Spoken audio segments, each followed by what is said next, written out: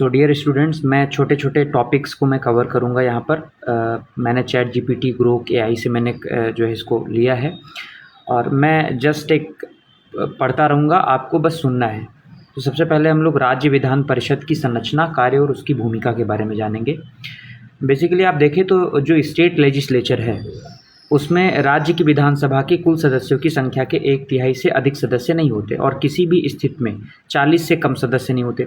विधान परिषदें भंग नहीं होती, जैसे आप देखें राज्यसभा नहीं भंग होती, वैसे विधान परिषदें भंग नहीं होती, लेकिन उनके 1/3 सदस्य हर दूसरे वर्ष सेवानिवृत्त हो जाते हैं। जैसे आप देखें सेंट्रल में जो राज्यसभा काम करती, वैसे ही स्टेट में जो है विधान परिषद काम करती है। विधानसभा एक तरह से कह सकते हैं लोअर हाउस है, लेकिन वो जो है भंग होती है, ठीक है। और अनुच्छेद 169 संसद किसी विधान परिषद को समाप्त कर सकती है या उसका निर्माण कर सकती है। अब भारत में देखा जाए तो बाई कैमरल लेजिस्लेचर का प्रोविज़न है, मतलब द्विसदनीय विधानसभा की व्यवस्था करी गई है। क्यों? क्योंकि कामकाज बढ़ जाते हैं। जैसे कोई स्टेट बहुत बड़ा है, भारत के अंदर आप उत्तर प्रदेश आप देख सकते हैं जैसे, तो यहाँ पर बाई कैमरल लेजिस्लेचर यानी द्विसदनीय व्यवस्था आपको मिलेगी। संबंधित राज्य की विधानसभा विशेष बहुमत से इस आशय का प्रस्ताव पारित कर दे, ठीक है। संसद का यह अधिनियम 368 के प्रयोजनों के लिए संविधान का संशोधन नहीं माना जाएगा तथा इसे एक सामान्य कानून की तरह साधारण बहुमत द्वारा पारित किया जाएगा। विधान परिषद में संशोधन देखा जाए तो संविधान में विधान परिषद की संरचना की जो योजना निर्धारित की गई वो अस्थायी है और अंतिम नहीं है, यानी संसद को इसे संशोधित करने या बदलने का पूरा अधिकार है। अब यहाँ पर देखें तो इनकी पावर के बारे में थोड़ा सा देखें तो अधिकतम शक्ति असेंबली की कुल शक्ति का 1/3 भाग, न्यूनतम शक्ति 40। सदस्यों का चुनाव अप्रत्यक्ष रूप से होता है। संविधान में अधिकतम और न्यूनतम सीमा तय की गई है, लेकिन वास्तविक संख्या संसद द्वारा तय की जाती है।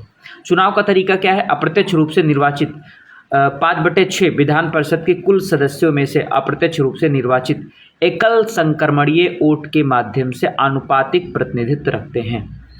अब यहाँ पर देखा जाए तो 1/3 यानी 3 में से 1 जो है स्थानीय निकाय जैसे नगर पालिकाओं, जिला बोर्डों आदि के सदस्यों द्वारा।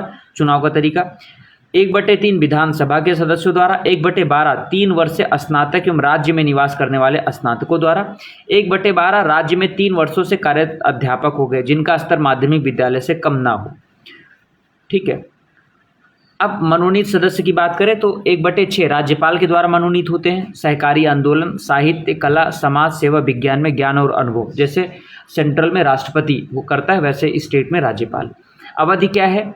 एक अस्थायी निकाय है, परमानेंट बॉडी है, तो प्रत्येक दूसरे वर्ष 1/3 सदस्य सेवा निवृत्त होते हैं। इस प्रकार एक सदस्य 6 साल तक अपने पद पर बना रहता है। राज्यपाल द्वारा पुनः चुनाव और पुनः नामांकन के लिए पात्र।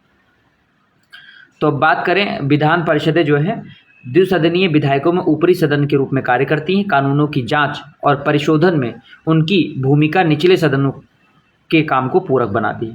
विधायी प्रक्रिया की गुणवत्ता और प्रभावशीलता को बढ़ाती है। विविध प्रतिनिधित्व और विचार विमर्श के माध्यम से विधान परिषद संतुलित शासन और लोकतांत्रिक मूल्यों की सुरक्षा में योगदान करती है। अब यहाँ से आपको 1-2 क्वेश्चन आपको मिलेगा स्टेट लेजिस्लेचर में। Thank you. मैं इसके बाद में नेक्स्ट टॉपिक लेके आऊँगा।